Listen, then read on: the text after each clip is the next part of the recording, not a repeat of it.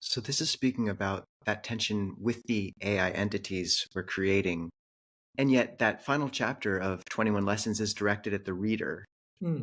And, speaking about how we become less hackable or less vulnerable to these algorithmic, steerings of our lives, where does that fall in as a sort of an adjacent issue in this AI revolution? How key do you see introspection in this moment in humanity's sort of development?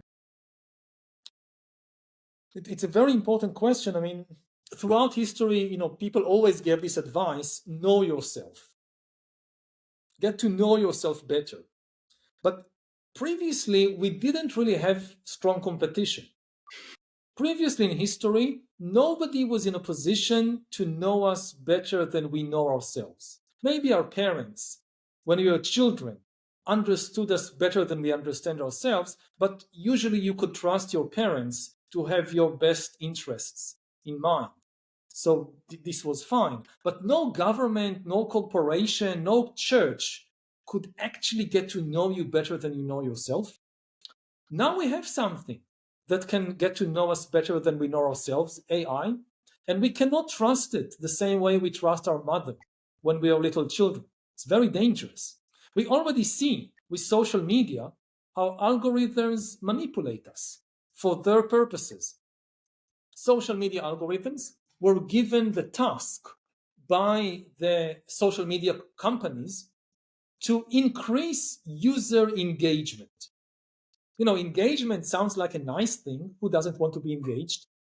But for the algorithms, if the only measure of success is engagement, this means their goal is to get people to spend more time on TikTok, on Facebook, on Instagram, whatever. For them, 1 hour of anger or fear or greed is better than 10 minutes of joy or than 2 hours of sleep. They reduced the whole complexity of human life to a single measure of engagement, which is measured mainly in minutes. How many minutes do you spend on the platform?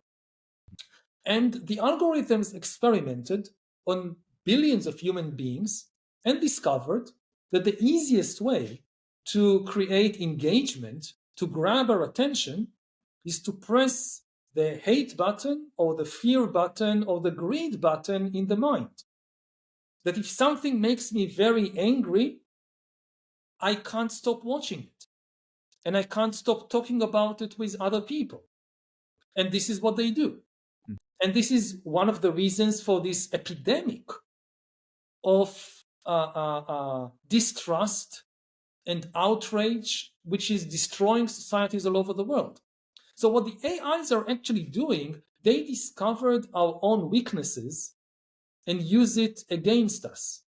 If there is some, let's say, group in society that you already dislike, the AIs discover it and then show you more and more videos or stories that make you hate this group even more.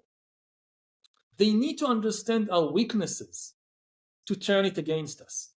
Now, this is where the advice to get to know yourself through meditation or through other means becomes more important than ever. Because we are now in the presence of entities that are constantly watching us, looking for our own weaknesses. And when they discover our weaknesses, they use it against us. To protect ourselves, we need to get to know our weaknesses better. Then we can protect ourselves to some extent. And this is what meditation enables us to do. It's like, in a way, an antivirus for the mind. Yeah, seeing this liability of these huge algorithms to be able to hack us, hack our attention. You've talked about the importance of having an information diet. And I'm curious if you could give us any information diet advice. And is there a place ever for just a complete media fast, just totally putting down all news watching and all media for periods of time? Yeah, I think it's a good analogy to think about information like food. Information is the food of the mind. And we've learned about some things about the food of the body. That, of course, the body needs food in order to survive and to grow and to be healthy. Food isn't bad, but we need a diet. First of all, we learned that too much food isn't a good idea. Yes, we need food, but not too much. And secondly, we've learned that we need to be careful about the quality of the food we are feeding our body. And some people, they're extremely mindful these days about what they eat. And finally, we've learned that to really be healthy, it's important not just to eat, but also to digest. If you just eat all day and you don't give your stomach time to digest, it's not good for you. Exactly the same principles hold for the mind and for the food of the mind, which is information. Too much information just isn't good for us. If we flood the mind by an enormous amount of information, we don't give the mind any time to digest it. And as with food, also with information, digestion is actually more time consuming and in a way more important than just putting it in. So if you spend an X amount of time consuming information, you need to give the mind sufficient time to digest it. To how do you tell the difference? What is reliable information? What is unreliable? What to do with this information? And of course, we need to be mindful about the quality of the information we consume. So, we have on food, we have sometimes labels that show us the amount of sugar and fat and salt in what we eat. If you eat some crisps and it says that this contains 20% fat, 10% salt, 20% sugar, and you want to eat it, so okay, it's a free country, you can eat it, but at least you know what you're putting inside your body.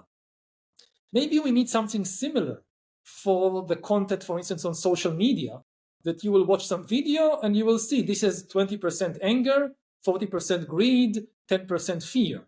If this is what you want to feed your mind, then okay, it's a free country, do it. But at least you know that, and if you constantly feed your mind on a diet of anger and fear and greed, it's unlikely to be a healthy mind.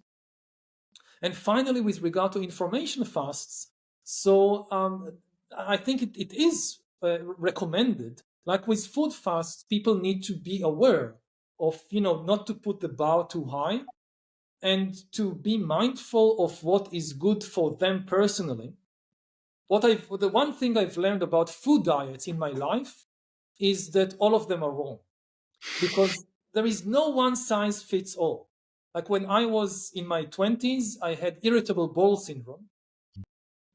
And so because I read about all these food diets, I tried to eat very healthy food.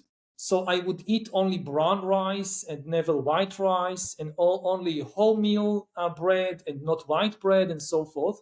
Until the doctor told me that's very nice for other people. But if you have irritable bowel syndrome, it means your stomach has difficulty digesting stuff. So you need to give it something simple, not complicated. So you would better eat white rice and not brown rice. And it worked to some extent. So there is no food diet which is the best for everybody. And there is no information diet which is the best for everybody.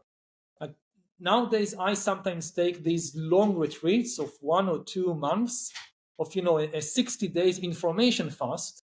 But I wouldn't recommend to all our viewers to now go on a 60 days information fast. This could be extreme.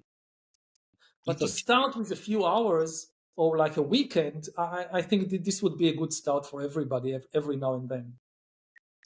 Do you think there's a place for a class of people, say, on the extreme end of information diet? I mean, there are monastics in our tradition who just don't watch any news, who just feel that it's improper to even, say, read non-Dhamma books, non-Dharma books that aren't Buddhism.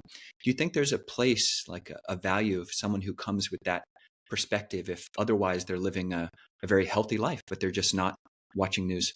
Absolutely. And again, I think that there is a place in the world for a very wide spectrum of people and attitudes. You know, we need politicians that their life almost 24 hours a day is politics. Part of the problem today in the world is that not enough good people are going to be politicians because it's an extremely demanding job. And for compassionate and sensitive people, it's also an extremely unrewarding job. It's very so but I said it because we also need the opposite. We also need people who are completely not involved in any way with politics, and they dedicate their lives to preserving and developing other things in reality. So I don't think it's mutually contradictory that because we need some politicians, that nobody should be a monk who sits in a cave and is completely disconnected from politics, but also the opposite. Just because we need these monks in the caves and we admire them, it doesn't mean that if somebody goes to be a politician, then we say to them, no, you're wasting your life on the wrong thing.